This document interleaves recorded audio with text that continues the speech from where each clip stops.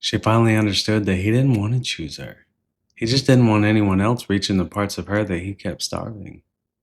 And that was the part that made everything feel so confusing because he wasn't fully there, but he wouldn't fully let go either. He wouldn't show up with consistency, but the second she started pulling away, suddenly he knew how to be warm. Suddenly he knew how to say the right thing.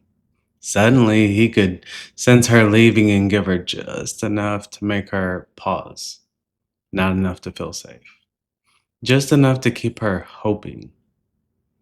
That's how breadcrumbs turn into manipulation. It's the random sweet messages after days of distance, the soft apology that doesn't come with changed behavior, the late night reassurance after he spent all week making her feel invisible, the way he shows up right when she starts to remember that she deserves better.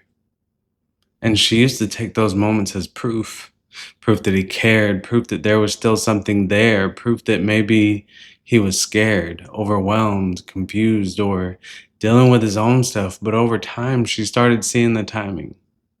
He didn't reach for her because he was ready to love her better. He reached for her because he felt her slipping out of his control. And that's a different thing. Because if he wanted to choose her, he would have chosen her when she was hurting. He would have chose her when she needed clarity. He would have chose her in the moments that she needed him, not just when another man might notice what he neglected. He didn't protect her heart. He guarded his access, and once she saw that, the whole pattern looked different. The breadcrumbs weren't romance, they were maintenance. Little pieces of affection dropped just enough to keep her attached, confused, and emotionally available, but he didn't want the responsibility of loving her fully. He just wanted the comfort of knowing that she was there. He didn't want to meet her needs, but he didn't want anyone else meeting them either. And that kind of control can feel like love when you've been starving for consistency. She stopped confusing jealousy with care. She stopped confusing attention with effort.